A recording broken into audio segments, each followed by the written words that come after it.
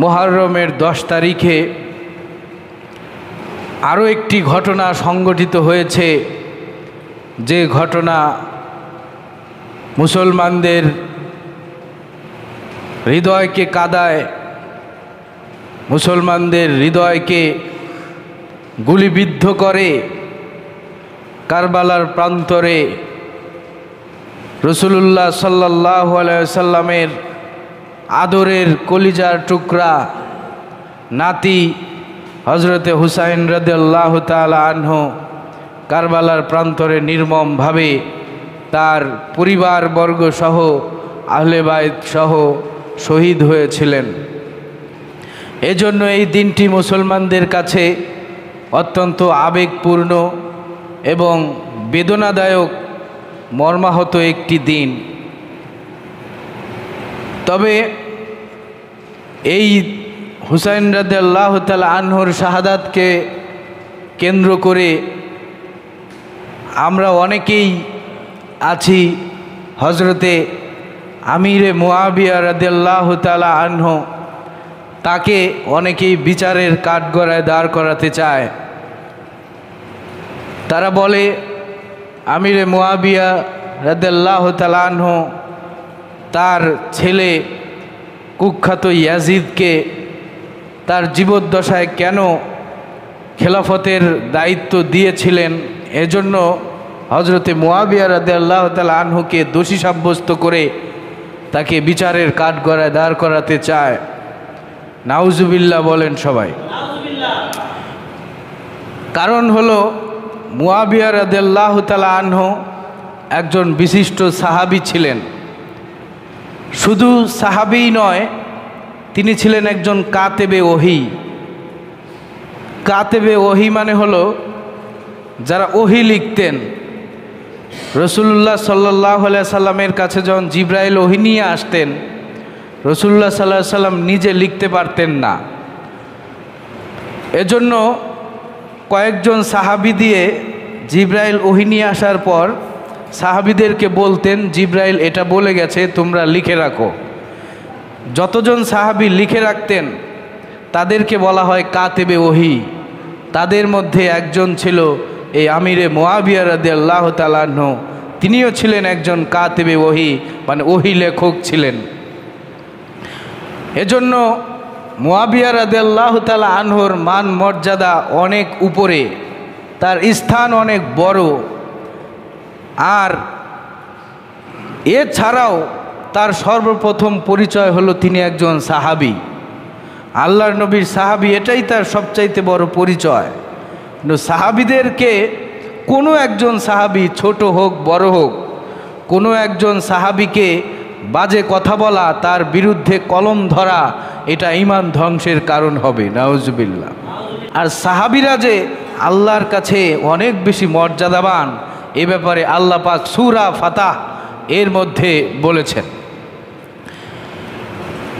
লাকাদ রাদিয়াল্লাহু আনিল মুমিনিনা ইয ইউবাইউনাকা তাহতাশ শাজারাতি ফাআলিমা মা ফি কুলুবিহিম ফাআনজালাস সাকিনাতা আলাইহিম ওয়া আসাবাহুম ফাতহান করিবা। আল্লাহ রাব্বুল আলামিন বলেন, হুদাইবিয়ার সন্ধির সময় যেই সকল মুমিনেরা বাবলা গাছের নিচে হে রাসূল তোমার হাতে বায়াত গ্রহণ করেছে, ওই সকল মুমিনদের উপরে আমি আল্লাহ রাজি হয়ে গিয়েছি। সুবহানাল্লাহ। আল্লাহ রাব্বুল আলামিন সাহাবীদের উপরে রাজি হয়ে গিয়েছেন, খুশি হয়ে গিয়েছেন। সব সাহাবীদের ব্যাপারে আল্লাহ রাব্বুল আলামিন সূরা বাইয়িনার ভেতরে বলেছেন, রাদিয়াল্লাহু আনহুম ওয়া রাদু আন যালিকা লিমান খাশিয়া রাব্বা। আল্লাহ রাব্বুল আলামিন সব সাহাবীদের উপরে খুশি হয়েছেন, রাজি হয়ে গিয়েছেন। আর সাহাবীরাও আল্লাহ তাআলার প্রতি সন্তুষ্ট হয়ে গিয়েছে। সব সাহাবীদের উপরে আল্লাহ তাআলা রাজি হয়ে গিয়েছেন, খুশি হয়ে গিয়েছেন।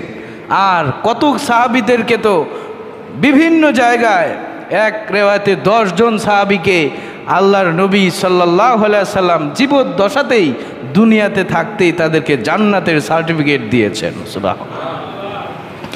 আল্লাহর নবী সরাসরি ঘোষণা করেছেন এই 10 জন হলো জান্নাতি, দুনিয়াতেই তাদেরকে সুসংবাদ দিয়েছেন। কাজেই সাহাবীদের বিরুদ্ধে কলম ধরা, সাহাবীদেরকে নিয়ে বাজে কথা বলা আমাদের ঈমান ধ্বংসের কারণ হবে। আল্লাহ তাআলা আমাদেরকে এসব থেকে বাঁচিয়ে রাখেন, বলেন আমিন।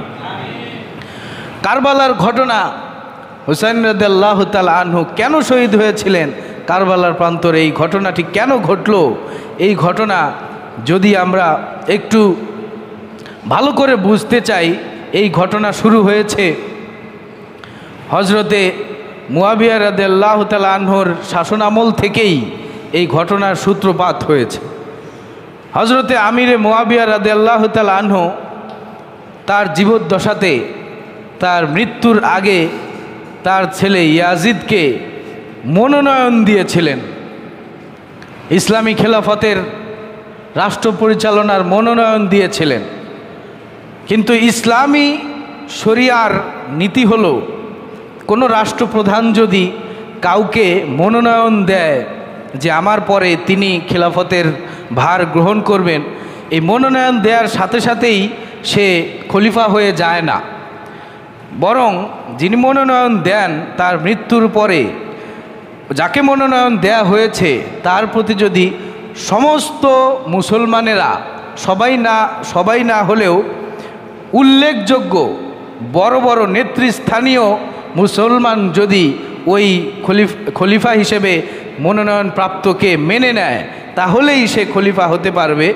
কিন্তু মুসলমানরা যদি মেনে না নেয় তাহলে তার যে মনোনয়ন দিয়েছিল এটা শুধুমাত্র একটা মতামত বা পরামর্শ হিসেবে বিবেচিত হবে। মুয়াবিয়া রাদিয়াল্লাহু তাআলা আনহু সেই সময় তার ছেলেকে যোগ্য মনে করেছিলেন, যেহেতু ইয়াজিদ রাষ্ট্র পরিচালনার দায়িত্ব, তার দক্ষতা ভালো ছিল, রাষ্ট্র পরিচালনার জ্ঞান তার আছে, কিন্তু তাকওয়ার কমতি ছিল। আল্লাহ ভীতি, তাকওয়া এটা কম ছিল, কিন্তু রাষ্ট্র পরিচালনার সক্ষমতা তার ছিল। তো এখান থেকে আমাদের একটা বিষয় অনুধাবন করা উচিত, শুধুমাত্র রাষ্ট্র পরিচালনার জ্ঞান থাকলেই সে খলিফা হওয়ার যোগ্য না, সে রাষ্ট্রনায়ক হওয়ার যোগ্য না। তার ভিতরে সর্বপ্রথম আল্লাহ ভীতি, তাকওয়া থাকতে হবে। যে সময়ে হজরতে মুয়াবিয়া ইয়াজিদকে দায়িত্ব দেন আর মনোনয়ন দেন, সে সময় ওই জান্নাতের সুসংবাদ প্রাপ্ত 10 জন সাহাবীদের মধ্যে 2 জন জীবিত ছিলেন। একজন হলো সাদ ইবনে আবি ওয়াক্কাস রাদিয়াল্লাহু তাআলা আনহু, আরেকজন হলো সাঈদ ইবনে যায়েদ রাদিয়াল্লাহু তাআলা আনহু, আব্দুর রহমান ইবনে আবু বকর, হজরতে ওমর রাদিয়াল্লাহু তাআলা আনহুর ছেলে আবদুল্লাহ ইবনে ওমর রাদিয়াল্লাহু তাআলা আনহু এবং হুসাইন রাদিয়াল্লাহু তাআলা আনহু সহ আরও বড় বড় সাহাবী ওই সময় জীবিত ছিলেন যারা দায়িত্ব পরিচালনা করতে পারবে। কিন্তু মুয়াবিয়া রাদিয়াল্লাহু তাআলা আনহু তার ছেলেকে ইয়াজিদকে মনোনয়ন দিয়েছিলেন, এটা উলামায়ে কেরাম, মুজতাহিদ উলামায়ে কেরাম মনে করেন তার এটা ইজতিহাতে খতা ছিল। কুফা, ইরাক, বসরা এগুলো সবই তখন সামদেশের অন্তর্ভুক্ত ছিল। তো হজরতে আলী রাদিয়াল্লাহু তাআলা আনহু কুফায় কেন গেলেন, এই প্রশ্ন অনেকের থাকতে পারে যে সব সাহাবী মুহাম্মদুর রাসূলুল্লাহ সাল্লাল্লাহু আলাইহি সাল্লাম মদিনা থেকে রাষ্ট্র পরিচালনা করেছেন, হজরতে আবু বকর রাদিয়াল্লাহু তাআলা আনহু তিনিও মদিনা থেকে রাষ্ট্র পরিচালনা করেছেন, হজরতে ওমর, উসমান এরা সবাই মদিনা থেকে রাষ্ট্র পরিচালনা করেছেন। কিন্তু হজরতে আলী তিনি কুফায় কেন গেলেন? তার যে মদিনার প্রতি ভালোবাসা কম ছিল, মদিনার প্রতি টান কম ছিল এজন্য না, মদিনার প্রতি তারও ভালোবাসা ছিল, তারও মহাব্বত ছিল। কিন্তু আলী রাদিয়াল্লাহু তাআলা আনহু চিন্তা করেছেন যে উসমান রাদিয়াল্লাহু তাআলা আনহুকে কিভাবে মদিনার ভেতরে ঘরবন্দি করে তাকে আটক রেখে কিভাবে তাকে হত্যা করা হয়েছে, রক্তাক্ত করা হয়েছে। হজরতে আলী রাদিয়াল্লাহু তাআলা আনহু বলেন যে আমি এই সকল দৃশ্য আমি দেখেছি, তাই আমি চাই না যে আমাকেও কেউ এভাবে রক্তারক্তি করুক, আমাকে হত্যা করুক। আর এই ঘটনা মদিনায় রসুলের শহরে এই রক্তারক্তিটা হোক, এটা আমি চাই না। আমাকে যদি কেউ হত্যা করে দূরে কোথাও হত্যা করুক, এজন্য মক্কা আর মদিনা যাতে এই ধরনের হাঙ্গামা থেকে, রক্তারক্তি থেকে যাতে নিরাপদ থাকে, এই জন্য তিনি মদিনা থেকে কুফায় চলে গিয়েছিলেন।